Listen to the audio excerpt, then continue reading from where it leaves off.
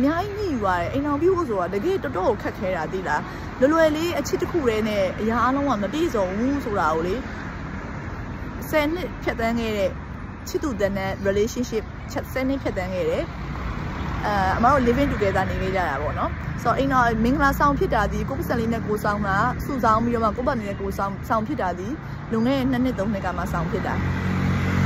ဆိုတော့ဘာဖြစ်မှန်းမသိတဲ့အချိန်မှာကိုတယောက်တည်းပဲနေချင်တော့တယ်အမလည်း main ကလေးတွေကိုပြောချင်တာကိုအဲ့လိုမျိုးဖက်ကနေပြီးတော့ကိုအတွက်ဘာ support ပေးမှလဲ support ပေးမယ်ဆိုတာနဲ့ sponsor ကိုပြောတာမဟုတ်ဘူးเนาะအရာရာအားလုံး support ပေးနေလို့ရှိရင်လေလူကလေအရန်ကူညီမဲ့လူများလို့ရှိရင်လေငါ့ကို तू ကဆက်ဆက်ရအကုန်လုပ်ပေးနေပါလား having too much လေ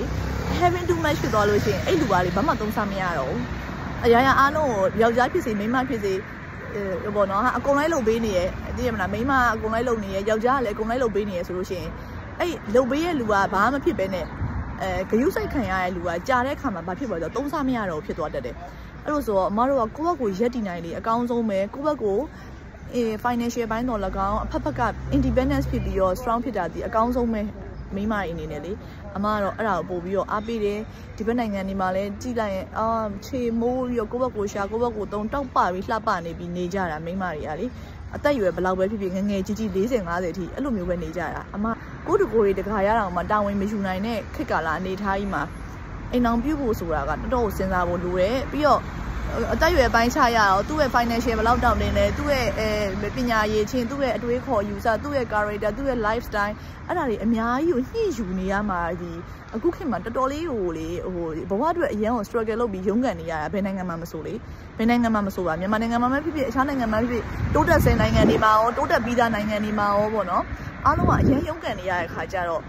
့အဲ့လိုမျိုးပေါ့ငွေကြေးမှမတောင့်တင်းဘူးဆိုလို့ရှိရင်ပညာရည်ချင်းရရောအားကိုးထိုင်းလောက်တဲ့အနေအထားမရှိဘူးဆိုလို့ရှိရင်အိမ်အောင်မပြုတ်ပဲနဲ့လေတယောက်ခဲနေတာအကောင်းဆုံးပဲယောက်ျားဖြစ်ဖြစ်မိန်းမဖြစ်ဖြစ်ပေါ့နော်အမကတော့ main ကလေးတွေကိုပို့ပြီးအားပေးတာကိုယ့်အတွက် supporting ကို financial supporting ပေးတာပဲဖြစ်ဖြစ် emotionally ပဲဖြစ်ဖြစ်ပြီးတော့အမတို့မိန်းမတွေကလေမိန်းမတွေကစာလဲရမ်းတက်သွားပြီးပညာလဲတက်သွားပြီးဘဝအတွေ့အကြုံတွေလည်းများသွားပြီးဆိုလို့ရှိရင်ကိုယ့်ဘဝရဲ့လက်တွဲပေါ်ဖြစ်မဲ့လူကိုယ့်ရဲ့အိမ်အောင်ဘက်ဖြစ်မဲ့လူအမတေချာရွေးချယ်ခဲ့ပါတယ်အမစိတ်တိုင်းကြအိမ်အောင်ဘက်ကိုမရခဲ့တယ်အဲ့ဒါတော့မှပဲအမတို့မိန်းမတွေကဟို emotion နဲ့ရလေစိတ်ကအတက်ကြတနေ့နဲ့တနေ့တူတာမဟုတ်ဘူးလေနောက်တစ်ခါကျတော့ဟိုကိုယ့်ရဲ့ life partner ဖြစ်မဲ့လူကိုယ့်ကလေးသားသမီးရဲ့အဖေဖြစ်မဲ့လူကဘယ်လိုလူမျိုးလဲဆိုတာကိုတေချာရွေးချယ်ဖို့လိုရပေါ့နော်ရီးစားအများကြီးထားလို့ရတယ်ကြိုက်တော့ဒိတ်လို့ရတယ်အမတို့ခက်ခက်ဆိုလို့ရှိရင်အမရီးစားကိုလက်ချိုးရီလို့ရတယ်ရီးစား9 ယောက်ပြည့်အောင်တော့မထားဘူးလေဥမလေးအဲ့ဒါဆိုအံ့ဩမလားမသိဘူးအမမော်ရယ်လည်းလုပ်တယ်တရုပ်ဆောင်လည်းလုပ်တယ်ဒီလောကမှာလည်းနေတယ်အဲ့လောကမှာနေပေမဲ့အလုံးနဲ့ပတ်သက်ပြီးတော့တွဲပြစ်တာကြီးစားငါတကယ်9 ယောက်မပြည့်ခဲ့ဘူးအမကအိမ်အောင်ပြုထားတဲ့အမlive partner အပါဝင်ကြီးစား9 ယောက်မပြည့်ဘူးဆိုတော့ကြီးစားထားကြည့်မှလည်းသိရလေအမတို့ခက်ကအဲ့လိုမှမဟုတ်တာတယောက်ဆိုတယောက်ဘလောက်ဆိုဘလောက်6မှနောက်တစ်ယောက်အဲ့လိုနေခဲ့ရတာဆိုတော့လေဆိုတော့ထားပါတော့အဲ့တော့အမတို့မိမတွေအနေနဲ့အိမ်အောင်ပြုမယ်ဆိုလို့ရှိရင်အများကြီးစဉ်းစားသွားပြီအဲကြောင့်တယောက်တည်းနေကြတာများတယ်အမျိုးသားတွေအနေနဲ့ကလည်းအဲ့လိုပဲအမျိုးသားဖြစ်ဖြစ်မျိုးသမီးဖြစ်ဖြစ်ပြန်စဉ်းစားကြည့်ရင်စိတ်တိုင်းကြပေါ့နော်သူ့စိတ်နဲ့သူ့ကိုမိမတယောက်ကိုကိုယ်စိတ်နဲ့ကိုယ်စိတ်တိုင်းကြရှင်သန်စေတဲ့အိမ်အောင်ပြုပြီးတိုင်အောင်လက်ထပ်ပြီးတိုင်အောင်ကိုယ်စိတ်နဲ့ကိုယ်ကြိုက်တာလို့ကြိုက်တာဆုံးဖြတ်ပေါ့နော်အဲ့လိုမျိုးရှင်သန်စေတဲ့ယောက်ျားမျိုးကရှားပါတယ်ဆိုတော့အခုခေတ်မှာတော့အများကြီးရှိလာပါပြီနားလည်ပေးရတဲ့လူတွေအဲ့လိုဆိုတော့အရန်တန်မိုးရှိပါတယ်အရန်လည်းနှမျောတယ်ဒါပေမဲ့ဟိုအရန်ပင်ပန်းခက်ခဲနေတဲ့အခါကျတော့လေဘဝဘလို့အလုပ်တွေလုပ်ပြီးတော့ဘလို့ရှင်သန်မှန်းလည်းမသိဘူးနောက်တစ်ခါကိုရီနေခဲ့တဲ့အနေထားအတိုင်းတာရလေအရာရာအားလုံးကစက်တဲကြပြီးသားအတိုင်းဝိုင်းပဲဖြစ်ဖြစ်အလုပ်ငန်းပဲဖြစ်ဖြစ်ဒီအခုအသက်အရွယ်ပိုင်းခြား30ဆိုရဲနေရာအချိန်တစ်ခုမှာပေါ့နော်အသက်အရွယ်တစ်ခုမှာအရာအားလုံးကအခြေကျပြီးသားအရာအားလုံးစီးပွားရေးကြည့်မလားလူမှုအတိုင်းဝိုင်းကြည့်မလားbusiness ဘိုင်းကိုကြည့်မလားအဲ့လိုမျိုးတွေအခြေကျပြီးသားကိုအစပြန်စားတဲ့အခါမှာလေတော်တော်ခက်ခဲပါတယ်အဲ့တော့အခုမှ18 19 20အခုမှနိုင်ငံခြားထွက်ပြီးတော့တွေ့ကြုံယူမယ်ဆိုတဲ့လူတွေတော့ဘာမှမဖြစ်ဘူးအမကကြတော့အမနိုင်ငံခြားတွေအများကြီးသွားခဲ့တယ်ကိုသွားခဲ့တဲ့အနေထားကလည်းအလဲသွားတာတွေပွဲတက်သွားတာတွေ show အတွက်သွားတာတွေကိုရီးယားသွားခဲ့တာတွေထိုင်းသွားခဲ့တာတွေထားပါတော့ဗီယက်နမ်သွားခဲ့တာအများကြီးပဲပေါ့နော် အဲ့လိုဆိုအနေထားမတူကွာအနေထားကွာတယ်သူများနိုင်ငံမှာရှင်သန်မှုဆိုတာတော်တော်ခက်ခဲပါတယ်ပြီးတော့ပိုတိလာတာတခုကအင်္ဂလိပ်စကားပြောတဲ့နိုင်ငံတွေအင်္ဂလိပ်တခုတွေပြောတဲ့နိုင်ငံတွေကိုသွားဖို့ဆိုတာလေအခုချိန်မှာအရင်အောင်ခက်ခဲလာပြီဆိုတော့ဟုတ်ပြီကိုသွားမဲ့နိုင်ငံအနည်းဆုံး time ဖြစ်ဖြစ်မလေးဖြစ်ဖြစ်ကိုအမရောက်နေတဲ့ Istanbul တူရကီပဲဖြစ်ဖြစ်ဂျာမန်ဖြစ်ဖြစ်သူ့စကားကိုလဲလဲဝဲမတက်ပဲနဲ့အင်္ဂလိပ်တခုတွေနဲ့ဘယ်လို့မှအဆင်မပြေနိုင်ဘူးဘယ်နေရာမှာမဆိုလေဆိုတော့မတို့မြန်မာနိုင်ငံမှာတော့ဟာအင်္ဂလိပ်စကားပြောတတ်ရင်ပဲ English speaking ကို basic မဟုတ်ရင်တော့မတို့ဆိုလည်းရမ်းမတော်နေပါဘူး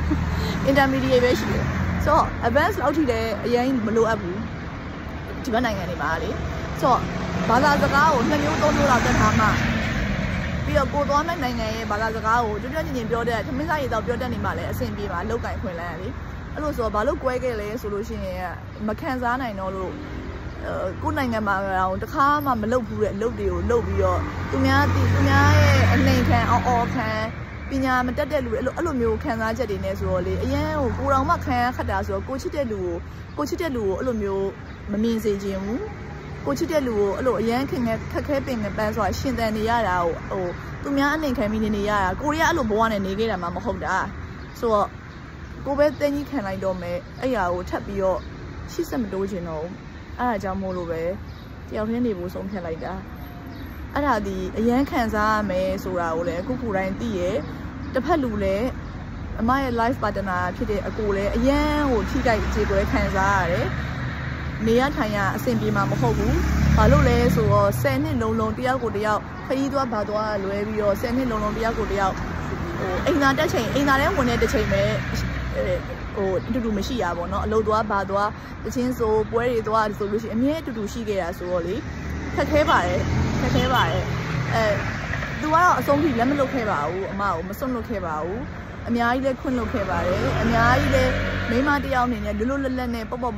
ကိုစိတ်တိုင်းကြကိုစိတ်နဲ့ကိုနဲ့ရှင်သန်ခွင့်ပေးခဲ့ပါတယ်အဲ့အတွက်ကြောင့်လေကျေးဇူးအရန်တင်လဲအကိုလေအဲ့လိုလူမျိုးစွန့်လွတ်ကြတာတော်တော်ခက်ခဲပါတယ်သူတို့လည်းကျမမရှိဘဲနဲ့နေနိုင်မယ်ဆိုတာကလည်းခက်ခဲပါတယ်အဲ့တော့လက်ရှိဘဝမှာပဲအကောင်းဆုံးရှင်သန်နေထိုင်ပြီးတော့ဘာဖြစ်မှန်းမသိရဲ့မနေ့ဖန်နေမှာနောင်မရချင်ဘူးနောင်မရအောင်လဲကျမဘက်ကနေပြီးတော့အဖေအမေမိသားစုနှစ်ဖက်မိဘတော့၎င်းကိုချစ်တဲ့ကိုယ့်ရဲ့ life partner ကိုတော့၎င်းအကိုကိုအဆုံးစုံထိအချစ်တွေအကုန်လုံးပေးခဲ့တယ်အဆုံးစုံထိခေဆုံးချစ်ပေးခဲ့တယ်ဂရုစိုက်ပေးခဲ့တယ်အဲ့အတွက်ကြောင့်မို့လို့ကျမနောင်မရဘူးကျမချစ်တဲ့လူကိုကျမဆွန့်လွတ်လိုက်ရတဲ့ပြန်ကျမနောင်မရဘူးအမနဲ့သူနဲ့ကြားမှာဘာပြဿနာမှကြီးမားမရှိဘူးအဲ့လိုပဲကြောက်ကစားဖြစ်တာတွေအိမ်တော်ရေးစင်မပြရရင်ငွေကြေးထဲခဲတော့အိမ်တော်တစ်ခုမှမိမတယောက်အနေနဲ့ရွေးချယ်မယ်ဆိုလို့ရှိရင်ဒီပတ်စံကဒီခုခါမှာတော်တော်အရေးပါတယ်ပတ်စံမရှိရင်ဘာမှလုပ်လို့မရဘူးဘတ်ဂျက်မရှိတော့ရင် financial ဘယ်လိုမှမတောင်းနိုင်တော့ဘူးဆိုလို့ရှိရင်ဘဝတစ်ခုကတိဆောက်ကြတာအရင်ကခက်ခဲတယ်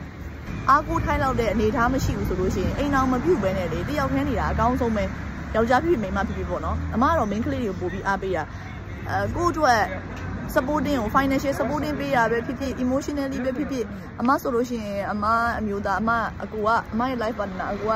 financial ဘိုင်းအမကို supporting မပေးနိုင်ခဲ့ဘူး financial ဘိုင်းကတော့အမကိုယ့်ဘက်ကိုရှာတာကိုကြိုက်တာကိုလုပ်တယ်ကိုပတ်စံတာကိုစိတ်ကြိုက်ကိုရှာပြီးတော့ live ဆေးလွှင့်တယ်ဈေးရောင်းတယ်